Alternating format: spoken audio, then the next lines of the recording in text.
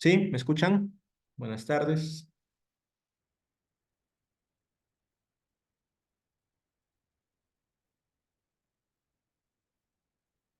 Chicos, buenas tardes. Ok, ok. Bien, sí se oye, ¿verdad? A ver qué dice el chat. Buenas tardes, sí se escucha. Ya, perfecto. Gracias, Camila, Cristel. Bien, vamos a comenzar nuestra sesión de trabajo. Esta ya es antes del examen que van a dar el 25 24, si no me equivoco, es ya domingo. Es nuestra penúltima sesión. Y hoy día vamos a trabajar dos cosas. Primero, vamos a ver el último tema de nuestra programación, que viene a ser ética y ciudadanía, ciudadanía en el siglo XXI, todas las teorías ciudadanas y cómo se entiende la ciudadanía hoy. Y luego veremos, a modo de repaso, me interesa mucho porque la próxima semana haremos una miscelánea, pero no vamos a poder detenernos mucho. Entonces hoy día, aprovechando un poquito el tiempo, que veamos filosofía política. Es un tema fundamental, necesario, diría yo inclusive hasta indispensable. De hecho, ha venido siempre en los últimos exámenes ordinarios por lo menos una pregunta de filosofía correspondiente al tema de filosofía política.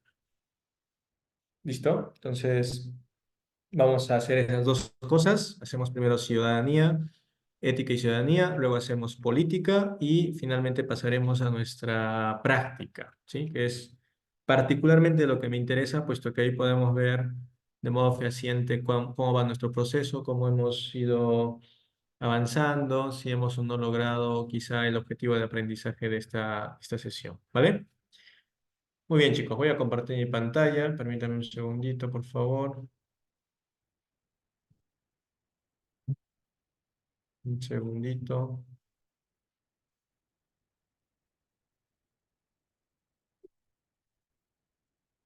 un segundito.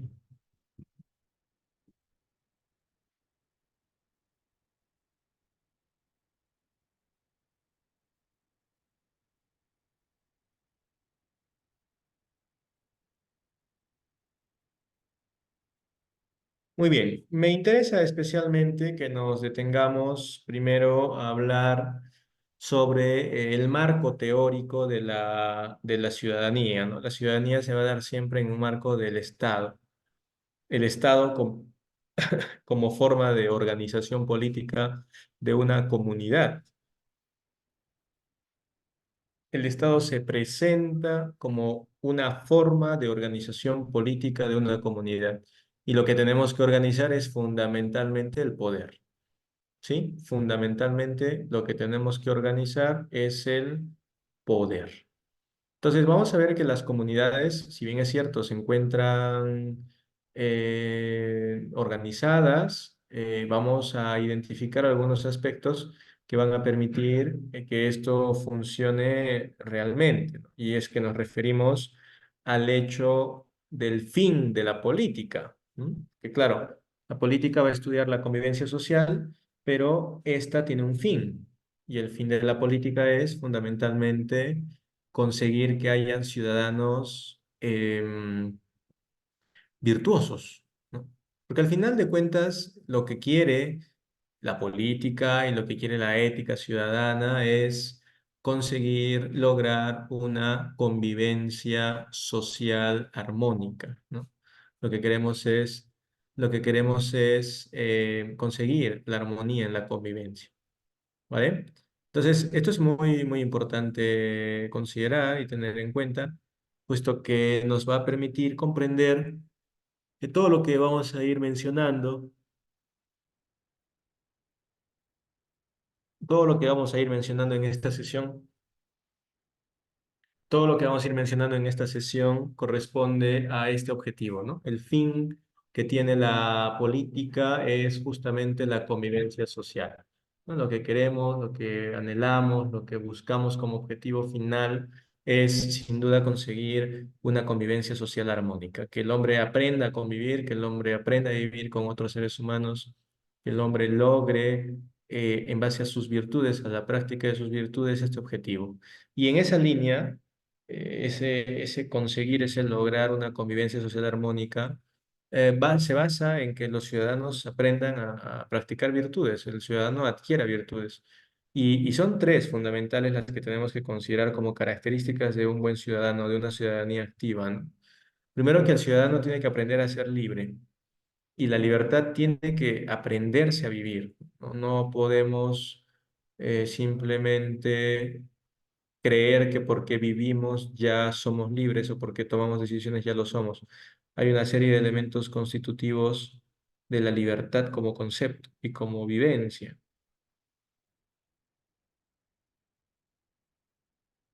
Un segundo aspecto fundamental será la capacidad que debe de tener todo ciudadano para gobernarse a sí mismo, ¿no? La capacidad del gobierno de sí mismo, el autocontrol. Y la tercera gran característica es el hecho de que el ciudadano tiene que ser responsable. Sin duda alguna, la responsabilidad va a representar la base del desarrollo social de la persona y del ciudadano como tal. Entonces, libertad, gobierno de sí y, por otra parte, la responsabilidad. ¿Listo? Tenemos entonces esos tres elementos fundamentales.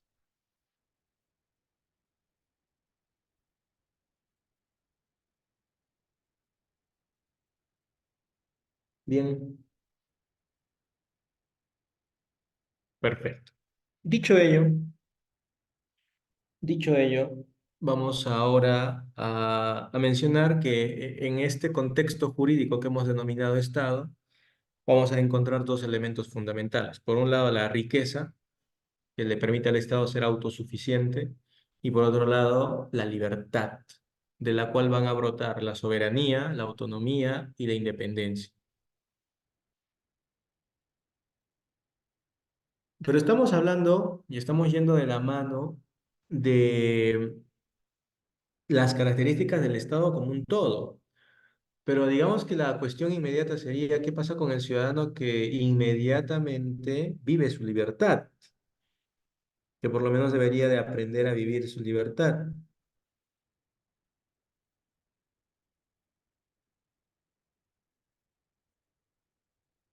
Básicamente, vamos a ver que cuando el hombre aprende y vive su libertad, va a tener una capacidad para tomar decisiones por sí mismo, ¿no? El hombre que es capaz de tomar decisiones por sí mismo, el hombre que quiere tomar decisiones por sí mismo, el hombre que puede tomar decisiones por sí mismo, el hombre que sabe tomar decisiones por sí mismo, la libertad.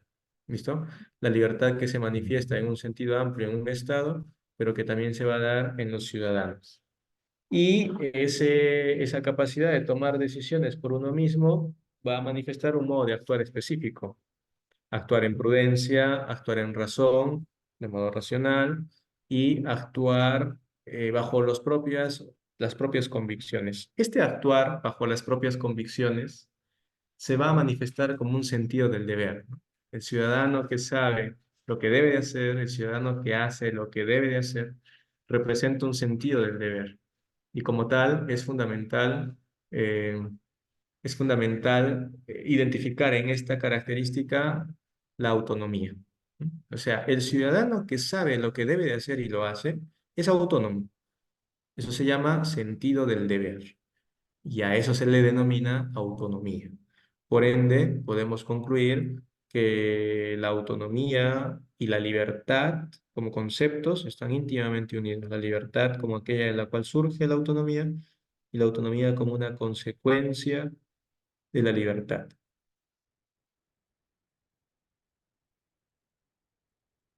¿Vale?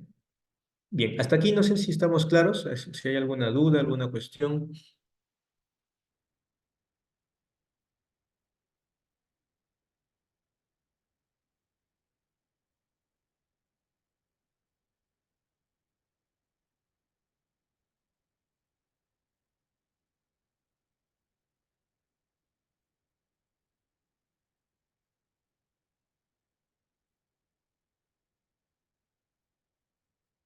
Bien, si no hay dudas, entonces pasamos a la segunda parte que tendría que ver con los conceptos de alienación y autenticidad. Digamos que la ciudadanía como tal va a estar íntimamente vinculada a estos dos conceptos. Por un lado, la autonomía y por otro, la autenticidad. Perdón. Por un lado, la alienación y por otro lado, la autenticidad. Alienación y autenticidad. El alienado y el auténtico. El alienado, como su nombre lo indica, es aquel ciudadano que no es dueño de sí mismo.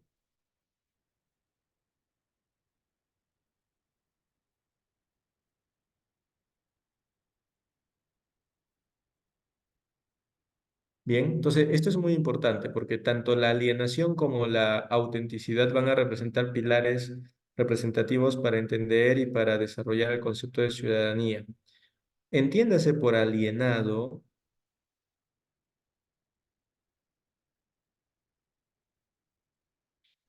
tengamos en cuenta, como ya hemos dicho, que estos dos opuestos, ¿no? Alienación y autenticidad.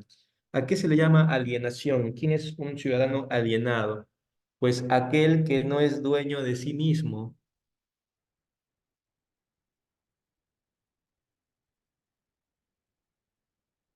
aquel que no es dueño de sí mismo, aquel que es eh, una persona que tiene valores, que tiene normas, que tiene ideales, que no ha reflexionado y que por ende basa su identidad en la copia y en la imitación.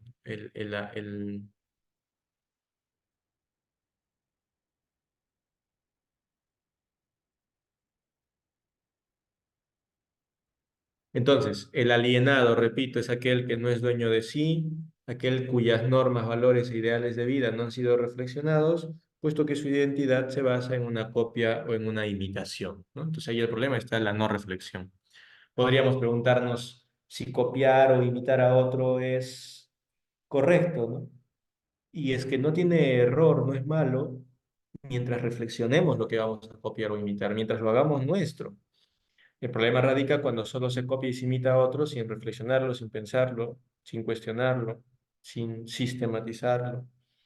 Y por otro lado, y por otro lado tenemos el aspecto de la autenticidad, ¿no? Por un lado está el alienado, que ya hemos mencionado, es el que no reflexiona lo que copia o imita, pero también está el auténtico, ¿no? El auténtico es el que conduce su propia vida siendo consciente de lo que quiere. Y allí está la gran diferencia entre estos dos conceptos. Por un lado, el alienado no reflexiona, el alienado solo copia, el alienado solo imita, pero el auténtico no. El auténtico no solo es como es, sino que es consciente de lo que quiere, es consciente de lo que hace.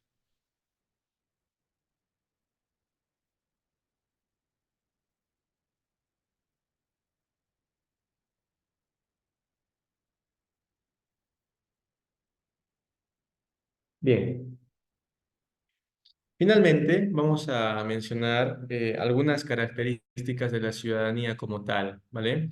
Tengamos en cuenta que el ser ciudadano no es una característica que todo ser humano posee. Para poder ser ciudadano hay que cumplir ciertos requisitos indispensables, ¿sí? Ciertos requisitos indispensables. En el caso del Perú, alcanzar la mayoría de edad que se ha establecido en los 18 años, ¿no? Ahora bien, en esa línea, al decir que hay requisitos para conseguir la ciudadanía, significa que se entiende por ciudadanía a una condición indispensable que tiene un miembro de una comunidad. ¿Sí? Es fundamental tener en cuenta esto, porque el ciudadano es básicamente aquel que posee esa condición indispensable, aquel que posee esa capacidad. Y tiene características, ¿no? El ser ciudadano como tal tiene características. La primera es el reconocimiento. El reconocimiento. Al final de cuentas, la ciudadanía no es otra cosa que un reconocimiento por parte del Estado del haber alcanzado los requisitos mínimos indispensables, ¿no? Que en el caso del Perú fundamentalmente es la edad. Con 18 años adquirimos la ciudadanía plena. Entonces, la primera característica será el reconocimiento, ¿sí? El Estado nos reconoce como ciudadanos. La segunda característica será el sentido de pertenencia. El ciudadano no es un ciudadano del aire. El ciudadano lo es de un territorio específico. Se vincula mucho con la tierra, el sentido de pertenencia, ¿no? Soy ciudadano peruano, soy ciudadano español, soy ciudadano francés. Nos vinculamos con la tierra, somos ciudadanos de un territorio específico. Eso se llama sentido de pertenencia. Y el ciudadano lo desarrolla, ¿no? Desarrolla el sentido de pertenencia. ¿Qué más? Tercera característica fundamental y evidente es que el ciudadano alcanza la capacidad de participación. El ciudadano alcanza la capacidad de participación, el ciudadano participa. El ciudadano es capaz de participar. ¿Y en qué va a participar? Pues va a participar en las decisiones de la comunidad, va a participar en las deliberaciones de la comunidad, fundamentalmente se manifiesta de modo particular y como ejemplo en la posibilidad de ser elegido y de elegir. Una vez que hemos alcanzado el mínimo requisito indispensable y hemos adquirido la ciudadanía, podemos ser elegidos y podemos elegir, por mencionar un ejemplo de esa participación. Pero en general es una participación que es mucho más amplia, se orienta a otros elementos, no solo se reduce al tema de la elección o al sufragio, una participación en cualquier otra situación política comunitaria. Cuarto, la cuarta característica de la ciudadanía vendrían a ser los valores, valores que hemos adquirido, valores que vivimos, valores que practicamos, y que curiosamente los valores ciudadanos son imperativos. ¿Sí? Los valores ciudadanos son imperativos, los valores ciudadanos tienen una especie de condición, digamos, obligatoria, ¿no? Se pueden realizar, se pueden hacer. Sí. Repito las características hasta aquí. Primera característica de la ciudadanía es el reconocimiento por parte del Estado. El Estado nos reconoce nuestra condición nueva adquirida de ciudadanos. La segunda característica es el sentido de pertenencia. Soy de una tierra, pertenezco a un territorio. La tercera característica es el de la vivencia de los valores.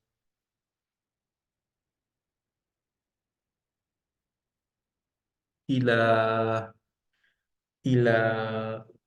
última característica vendrá a ser el hecho de que el ciudadano adquiere deberes y responsabilidades. El ciudadano adquiere deberes y responsabilidades. Por ejemplo, el pago de impuestos. Probablemente sería uno de los más típicos y claros en este sentido, ¿no? En este hecho por el cual el hombre vive en comunidad o aprende a vivir en comunidad, vive libre o aprende a vivir libre. Fundamental tenerlo en cuenta. ¿Listo, chicos? ¿Hasta aquí estamos de acuerdo? No sé si es que hay alguna duda. Entonces, repito, primera característica de la ciudadanía, el reconocimiento por parte del Estado. Segunda característica, el sentido de pertenencia. Tercera característica, la participación. La cuarta característica es la vivencia de los valores ciudadanos obligatorios e imperativos. Y la quinta característica, el hecho de los deberes y responsabilidades que adquirimos, ¿no? Vale, perfecto. Bien. ¿Alguna duda, por favor? ¿Alguna otra cuestión hasta aquí?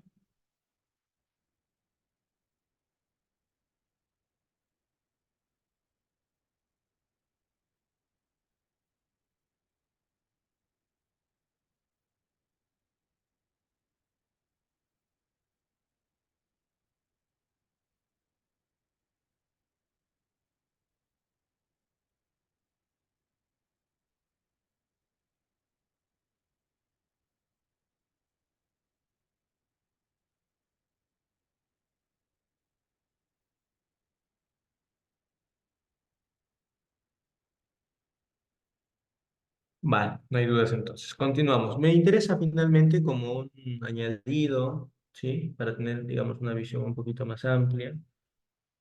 de las teorías que están, digamos, alrededor del concepto de ciudadanía, ¿no? Fundamentalmente son seis. Tenemos la teoría liberal, que evidentemente se basa en las libertades fundamentales como base para entender al ciudadano. Tenemos la teoría republicana, que entiende al ciudadano a la luz de la Constitución, ¿sí? A la luz de los principios republicanos clásicos, ¿no? El republicanismo clásico, que es la Constitución, la virtud cívica, ¿no? Una democracia participativa. Luego tenemos la teoría cosmopolita, que entiende al ciudadano como un hombre, como un ser humano que es de todas partes, que es de toda nación, no tiene un límite, no tiene una frontera, se entiende en base a la diversidad, en base a la conciencia global, a un compromiso ético para todos, la interdependencia y la interconexión como fundamentos de la concepción que tiene este hombre en relación de la realidad, una apertura a las demás culturas, ¿no? El hecho de la mezcla cultural, la diversidad cultural, la teoría cosmopolita es muy amplia en el sentido de la aceptación del hombre a la luz de su influencia cultural, ¿no? Luego tenemos otra teoría, la teoría crítica, que entiende al ciudadano, digamos así, a la luz de la búsqueda de la transformación de las estructuras, sobre todo sociales y políticas, económicas. Propone una conciencia crítica, ¿no? Que quiera siempre provocar cambios respecto de realidades que no son correctas. Luego tenemos la teoría digital, que entiende al ciudadano a la luz de la tecnología, ¿no? Se habla de una alfabetización digital, de un bienestar digital, de conseguir una protección en la línea electrónica, ¿no? En el internet, en la navegación tecnológica, en la teoría digital, que hoy es muy típica y útil porque el ser humano hoy ya no es un hombre ajeno a la tecnología. Y luego tenemos una teoría llamada el antropoceno, porque se desarrolla justamente en la actualidad, ¿no? Todos sabemos que en la actualidad nos encontramos en esta era geológica denominada antropoceno, donde la principal influencia que tiene el clima, el medio ambiente, es el conjunto de actividades que realiza el hombre en la sociedad. Tener en cuenta que la actividad humana es la principal influencia en el clima y el medio ambiente, y por eso se denomina antropoceno. Entonces, a la luz de esta conciencia fundamentalmente ecológica, a la luz de esta perspectiva global de sustentabilidad, de intergeneracionalidad, también importante el concepto, que entiende la importancia de las futuras generaciones que tienen que ir de la mano de la actualidad y pensar en ellas cuando se toman decisiones, ¿no?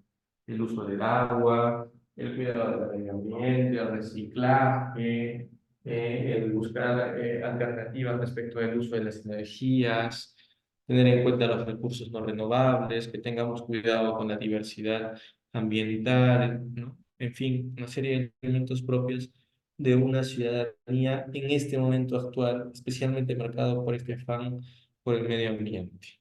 ¿Listo? Bien, chicos, y con esto tenemos fundamentalmente todo el tema de esta última semana, la semana 11.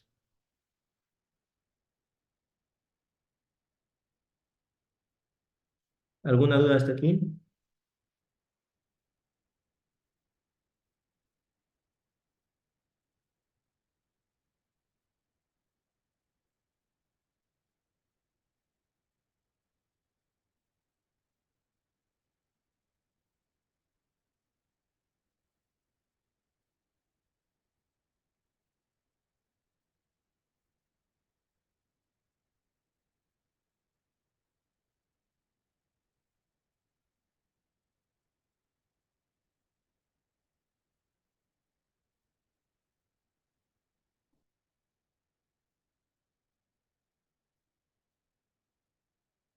Ah, Camila, ¿te refieres a las teorías?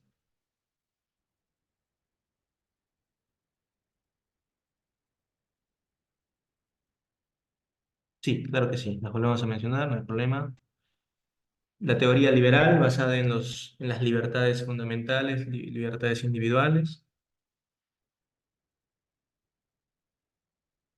La teoría republicana basada en la Constitución fundamentalmente. La teoría cosmopolita, que entiende al ciudadano como uno que no tiene fronteras, que no pertenece solo a una nación, sino que es un ciudadano del mundo, abierto a otras culturas, a la interconexión. La teoría crítica, que busca la transformación de estructuras sociales, políticas y económicas, que busca una conciencia crítica, que busca cambios. La teoría digital, que ve al ciudadano a la luz de la tecnología, la navegación en línea, la protección en línea, el bienestar digital. Y la teoría en el antropoceno, que ve al ciudadano como alguien responsable del medio ambiente, puesto que su actividad como hombre es el principal o es la principal influencia en los cambios climáticos y en el cuidado de nuestro planeta, ¿no? Un ciudadano, digamos, responsable con el medio ambiente. Vale. Bien, chicos. Bueno, si no hay entonces ninguna otra pregunta, pasamos rápidamente, a ver, ¿están ahí? Gracias, no hay nada, no hay problema. Pasamos al otro tema que quiero que recordemos, porque esto ya lo hemos dicho antes, que es la filosofía política, ¿sí? A grosso modo, recordemos que la filosofía política estudia la convivencia social, ¿vale? Estudia la convivencia social, estudia el hecho o cómo el hombre podría aprender a vivir en sociedad. La filosofía política se encarga de estudiar cómo el hombre debe de vivir en sociedad para conseguir una convivencia armónica, cómo debe de vivir en sociedad para lograr vivir con otros de modo feliz, vivir con otros sin ningún tipo de inconveniente, ¿no? O por lo menos aprendiendo a lidiar con las diferencias. Y esto se basa en una de las definiciones de Aristóteles más típicas, ¿no? Dice Aristóteles, el hombre es un ser social por naturaleza. El hombre es un ser social por naturaleza. El hombre busca naturalmente vivir en sociedad, convivir con otros, ¿no? Y por ende, uno de los conceptos más importantes de la filosofía política será el poder. El poder. El poder como aquello que de alguna manera regula la convivencia. Pero ese poder tiene que estar organizado. Ese poder tiene que estar organizado. ¿Y quién organiza el poder? Un sistema político. Un sistema político. Y el sistema político que la UNSA nos pide en este temario es la democracia. El sistema democrático. Recordemos que la democracia proviene de dos raíces griegas. Demos, pueblo, kratos, poder. Y se ha entendido etimológicamente como el poder que viene del pueblo. Claro, esto de manera muy amplia, pero en la práctica viene a tener bastantes aristas complejas y varias preguntas. Pero fundamentalmente la democracia es un sistema político que en base a dos pilares organiza el poder en una comunidad, ¿no? Y esos dos pilares son, por un lado, el sufragio universal, ¿sí? El sufragio universal, y por otro lado, la separación de poderes. Entonces, el sistema democrático organiza el poder en una comunidad basándose en estos dos pilares fundamentales. Primero, el sufragio universal, el voto popular. Y segundo, la separación de poderes. Estos dos pilares tienen que darse de modo simultáneo para que podamos hablar de sistema democrático. Sin estos dos requisitos no habría democracia. Sin estos dos requisitos simultáneamente no habría democracia. ¿Sí? Habíamos hablado en su día de los tipos de democracia, ¿no? Democracia directa, democracia indirecta, democracia semidirecta, democracia constitucional, democracia parlamentaria, por mencionar algunos ejemplos típicos que hemos considerado. Si hemos dicho que la democracia es el poder que viene del pueblo, la democracia directa será aquella donde el pueblo toma decisiones directamente, donde el pueblo es quien toma las decisiones. Así siempre se hace por audiencia pública. La democracia indirecta será donde decidan solo los representantes. Evidentemente el pueblo no tenga acceso directo a la toma de decisiones. La democracia semidirecta será aquella donde decide el pueblo pero también deciden los representantes. Importante. Decide el pueblo, pero también deciden los representantes. La democracia constitucional, aquella donde la vida democrática se basa en la Constitución, ¿sí? Se basa en la Constitución, en una ley fundamental. Y finalmente, la democracia parlamentaria, donde se cede el sufragio al Ejecutivo. Fundamentalmente estamos hablando de sistemas donde hay primer ministro, por ejemplo, es el primer ministro el que gobierna, caso de Inglaterra, o donde hay un parlamento, digamos, con mucho poder de influencia en la toma de decisiones, en el caso de España. ¿Listo? Son democracias parlamentarias, aquellas que se basan en el ejercicio del poder que tiene el Parlamento. Vale. Chicos, hasta aquí estamos, yo los he perdido. Vamos avanzando. ¿Sí?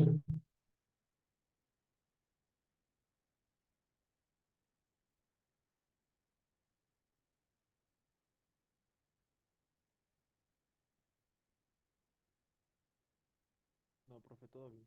Profe, Bien.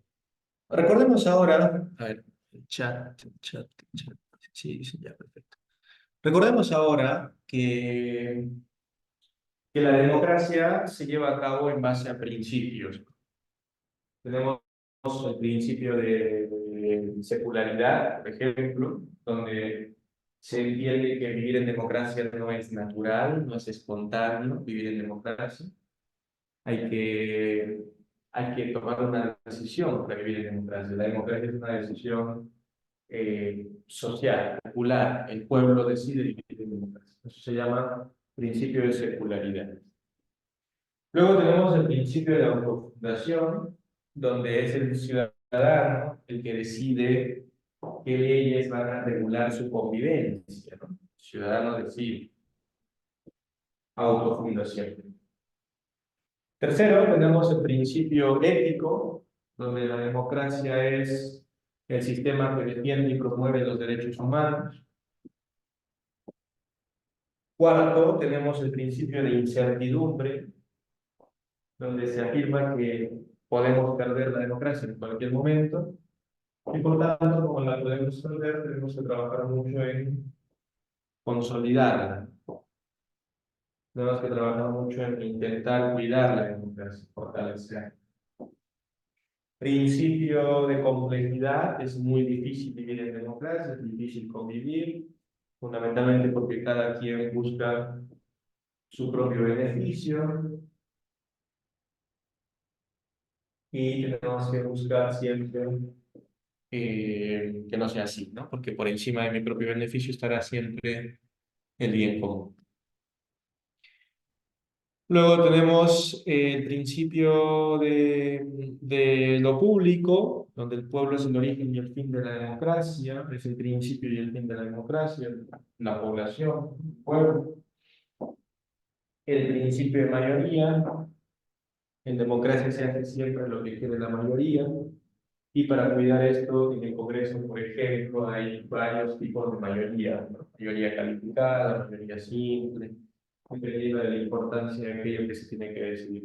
Pero en democracia siempre se da la mayoría como criterio de decisión, ¿no? Muy bien. La UNSA, a su vez, ha añadido el estudio de los problemas de la democracia, ¿no? Y evidentemente el primero de ellos es la corrupción. La corrupción como problema. Se entiende por corrupción el buscar el propio beneficio por encima del bien común. Buscar el propio beneficio por encima del bien común. Claro, por eso se llama corrupción, ¿no? Pero recordemos que el sistema político está pensado para buscar el bien común. Si yo quiero mi propio beneficio, voy a tener que ir en contra del sistema. Otro problema es el del clientelismo. Se entiende por clientelismo la relación de fidelidad entre un patrón y un cliente, ¿no? Es decir, yo te doy algo y a cambio votas por mí. Clientelismo. Hay una relación de fidelidad entre el patrón y el cliente. Me veo en deuda con aquel que me ha dado un beneficio. Yo te doy algo y a cambio quiero que votes por mí, ¿no? Y lo haces porque te sientes comprometido. Mesianismo, cuando una persona se presenta como la solución para todos los problemas de un país, ¿no? Como el salvador de un país, y llega al poder en base al populismo, ¿no? En base a promesas falsas, en base a promesas que son engaños, populismo. Luego tenemos el fundamentalismo, ¿no? Es el uso del poder llevado al extremo, Profesor, que es el uso del poder llevado al extremo. profesor, El uso del poder llevado al extremo, ¿no? Dictaduras, totalitarismo. En la historia hemos profesor, tenido varios casos, ¿no? En Alemania Hitler, en Italia Mussolini, Franco en España, bueno, dictaduras, totalitarismo. Y por último, quinto problema, la xenofobia. Consideremos que fobia, como raíz griega, no solo es miedo, sino que también es rechazo, desprecio, ¿no? Y en ese sentido se interpreta la fobia en este caso. La xenofobia viene a ser el rechazo, el desprecio de los extranjeros. Por tanto, representa un tipo de corrupción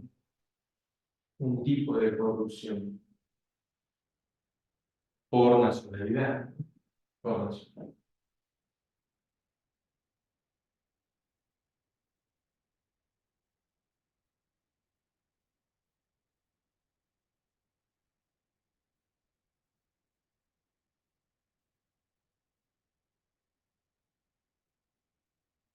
Muy bien. Para terminar, recordemos el último concepto que nos pide la UNSA, que es el concepto de democracia digital. ¿Sí? La democracia digital.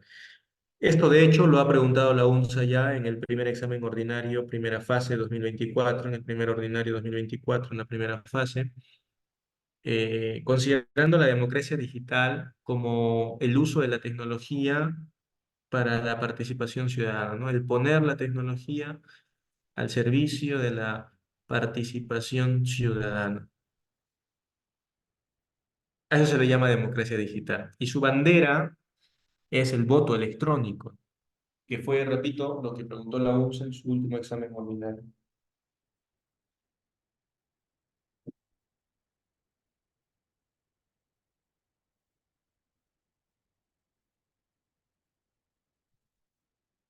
Bien, entonces, para poder vivir en un país, una democracia digital, se necesita que se cumplan ciertos requisitos, ¿no?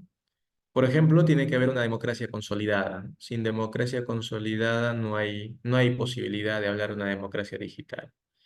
Un país en el que constantemente en cada problema político social que tenemos se busca abandonar, se busca dejar, se busca atacar las raíces de la democracia, es claramente un peligro. Por eso tiene que haber primero una democracia sólida. Luego tiene que haber, el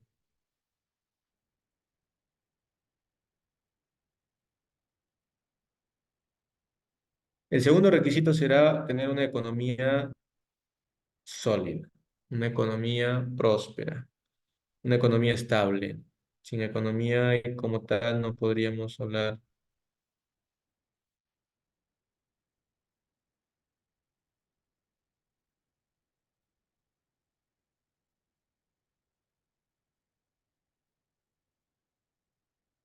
Tiene que haber una economía sólida. Tercer requisito, tiene que haber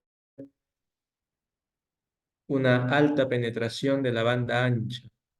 Tiene que haber internet de alta velocidad.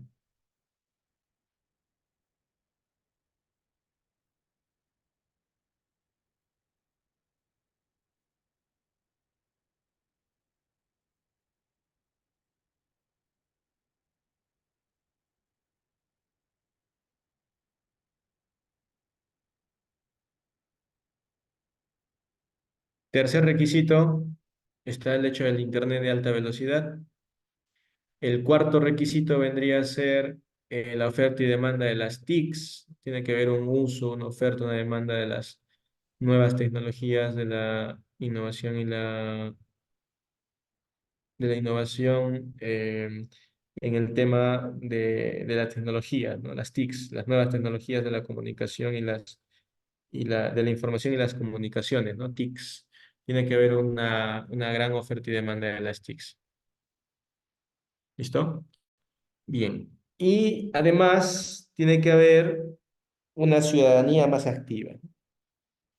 Cinco características entonces o requisitos para hablar de democracia, para hablar de historia de bueno, más que historia, claro, de democracia digital, ¿no? Y cómo es que se ha ido dando a lo largo de la historia y el tiempo la democracia digital.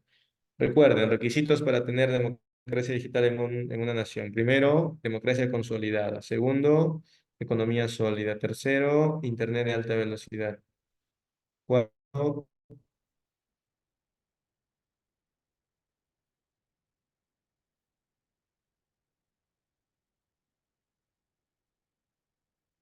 bien.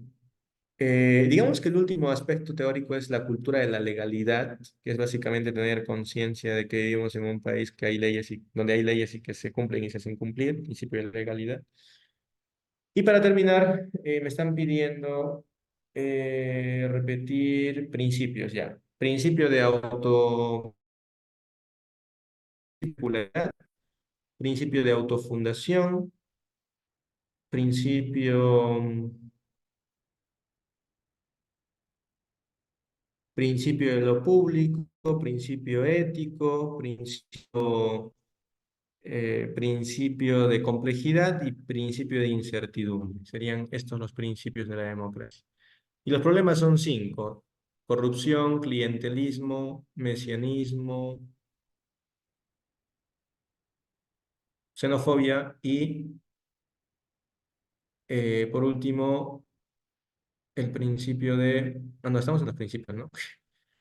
A ver, bueno, los voy a anotar mejor acá. Estamos perdiendo un poquito de tiempo repitiendo. A ver, voy a anotar acá. Principio de incertidumbre, incertidumbre, principio de secularidad, principio de autofundación, principio de lo público,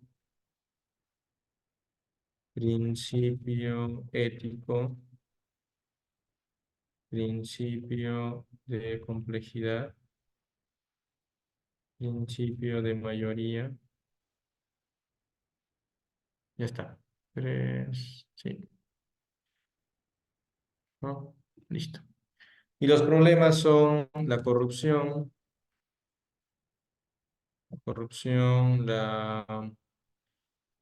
el clientelismo, el mesianismo, el fundamentalismo y la xenofobia. ¿Listo? Muy bien. ¿Alguna duda hasta aquí, chicos? ¿Alguna pregunta? ¿Algo que no esté claro?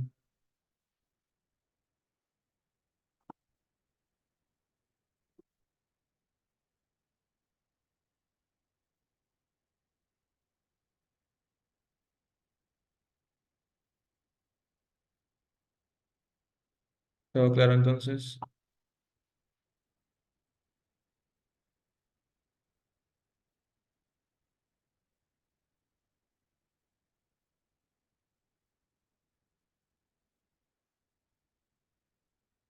Ya, en el chat, listo. En el chat les voy a poner el enlace para pasar a la práctica. Justo tenemos tiempo suficiente, 10 minutitos, por favor. Tienes allí preguntas en la práctica para poder trabajar. 10 minutitos, ¿ya? Máximo. 8 minutos, 10 minutos máximo. Vamos a la práctica, por favor. Tienes el enlace en el chat, ¿sí? Te he compartido el enlace en el chat. Lo vuelvo a compartir. Ya está.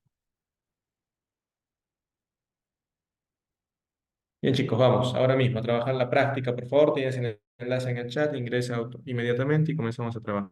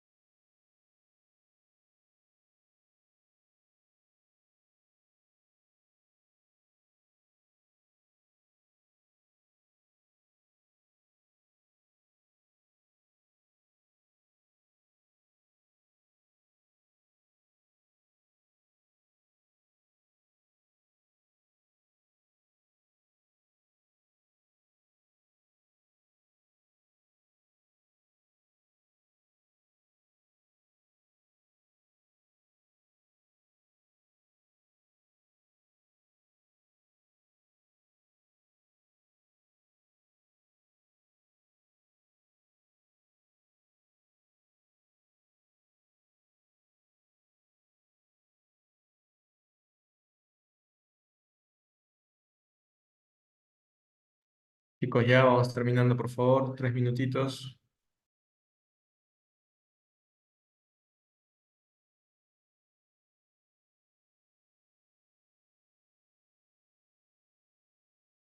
Vamos terminando nuestra práctica, por favor. 3 minutos. Entregamos, enviamos la práctica al sistema para que podamos aquí verificar la estadística.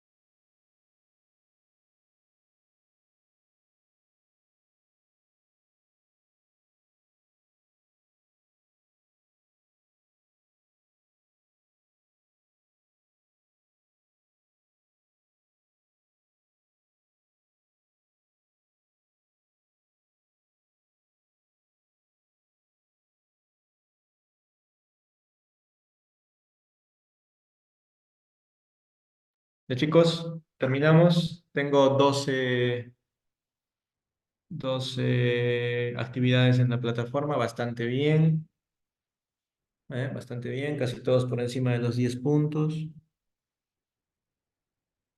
pero solo tengo 12 actividades, ustedes son casi 40. Ustedes son casi 40, chicos. Por favor, vamos terminando. Los que están ya por acabar, por favor, envía tu actividad a la plataforma.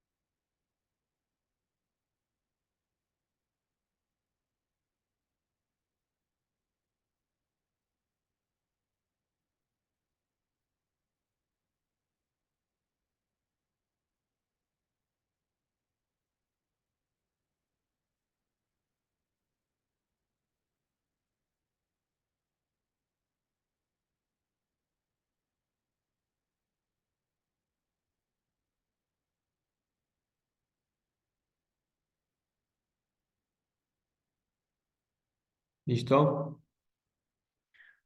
Bien, entonces tenemos 14 actividades. Podemos ver en pantalla nuestra estadística.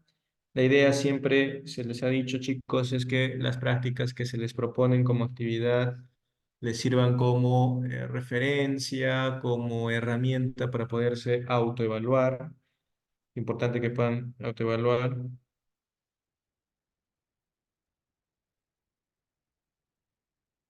y puedan ver, saber cómo va su proceso de aprendizaje, ¿no? Cómo vamos avanzando, cómo vamos aprendiendo y sobre todo puedan verificar e identificar qué temas son los que tienen que repasar más, ¿no? Dónde tienen que poner especial atención, dónde tienen que ir especialmente reconociendo lo que deben de hacer, ¿no? Lo que deben de repasar más. Estamos a una semana prácticamente de la evaluación ya.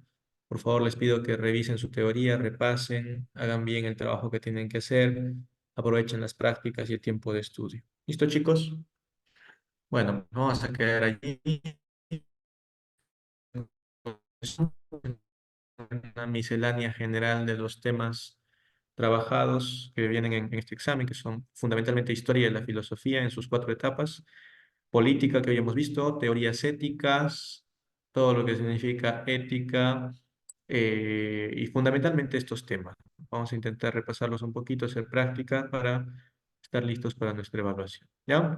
Listo, chicos, cuídense. Un abrazo para todos. Nos vemos la próxima semana. Hasta luego.